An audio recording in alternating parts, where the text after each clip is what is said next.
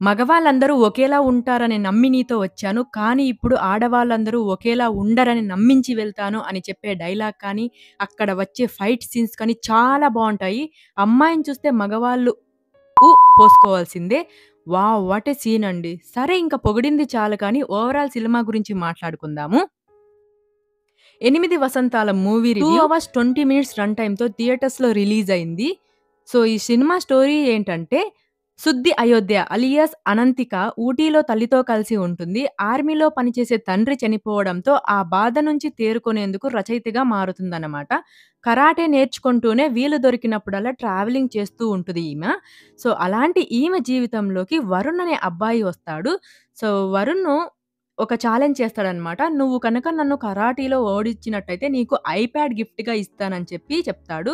అనుకున్నట్టుగానే సుద్ది వరుణ్‌ని ఓడిస్తది. సో, ఇంక దాంతో ఏముంది ప్యార్ మే పడిపోయానే అనేలాగా లవ్‌లో పడిపోతాడనమాట హీరో. కొంతకాలం వీళ్ళ లవ్ స్టోరీ అనేది సాగుతూ ఉంటది. కానీ సడెన్‌గా వరుణ్ కొన్ని రీజన్స్ వల్ల ఈమెకు బ్రేకప్ చెప్తాడు. తర్వాత ఏం జరిగింది? అసలు ఈ వరుణ్ ఎందుకు బ్రేకప్ చెప్పాడు? వీళ్ళ మధ్య ఏదైనా గొడవొచ్చిందా? లేకపోతే ఇంకేదైనా రీజన్ ఉందా? ఇంతకీ ఈ సంజయ్ ఎవరు? సుద్ది జీవితంలోకి ఎందుకొచ్చాడు? సంజయ్ వచ్చాక సుద్ది లైఫ్‌లో ఏం జరిగింది? చివరికి వీళ్ళు ప్రేమలో సక్సెస్ అయ్యారా? లేదా? అని మీరు సినిమా చూసి తెలుసుకోవాల్సి ఉంటుంది. అయితే ఇక ఈ సినిమా ఫణీంద్ర నరిశెట్టి గారి కొత్త సినిమా. ప్రీవియస్‌గా ఈయన 11 ఏళ్ల కింద 'మధురం' అనే ఒక షార్ట్ ఫిల్మ్ చేశాడు. మళ్ళీ తర్వాత ఈ సినిమా చేశాడు. సినిమా పరంగా చూసుకుంటే సో, సినిమా విజువల్స్ చాలా కలర్‌ఫుల్‌గా ఉన్నాయి. సినిమాటోగ్రఫీ కానీ, ఫ్రేమ్స్ కానీ అన్నీ బావున్నాయి. కానీ ఏం లాభం స్టోరీ మాత్రం అంతంత మాత్రంగానే ఉంది. నాకైతే ఎంగేజింగ్‌గా అస్సలు లేదు.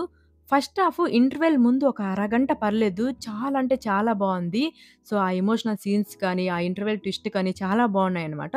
ఇంటర్వెల్ బ్లాగ్ ఔట్ ఇంటెన్స్‌గా ఉంది. మంచి డైలాగ్స్‌తో. ఇంకా సెకండ్ హాఫ్‌లో అంత ఏం లేదనమాట. ఇంకా performance wise Avantika too good. సినిమా మొత్తం ఇక ఆమె చుట్టూనే తిరుగుతూ ఉంటదనమాట. అండ్ వరుణ్ అండ్ సంజయ్‌ల క్యారెక్టర్స్‌తో చేసిన ఇద్దరి హీరో పర్ఫార్మెన్స్ కూడా చాలా బావుంది. ఫ్యామిలీతో చూడొచ్చు అంటే చూడొచ్చు. అడల్ట్ కంటెంట్ ఏం లేదు. అండ్ ఇక్కడ ఒక సాంగ్ కూడా బావుంది. అది చిత్ర గారు పాడిన పాట. సినిమాటోగ్రఫీ అయితే టూ గుడ్. చాలా బ్యూటిఫుల్‌గా డిజైన్ చేశారు సినిమాని మాత్రం. మీరు గనక సినిమా చూసినట్టయితే మీకెలా అనిపించిందో కూడా కామెంట్ చేయడం మర్చిపోకండి. సో, ఇదన్నమాట నా రివ్యూ. నా రివ్యూ గనక మీకు నచ్చినట్టయితే లైక్ చేసి, షేర్ చేసి, సబ్స్క్రైబ్ చేసుకోండి. సో, ఇంకొక రివ్యూతో మళ్ళీ కలుసుకుందాం. అంతవరకు థాంక్ యూ. జై హింద్. బాయ్.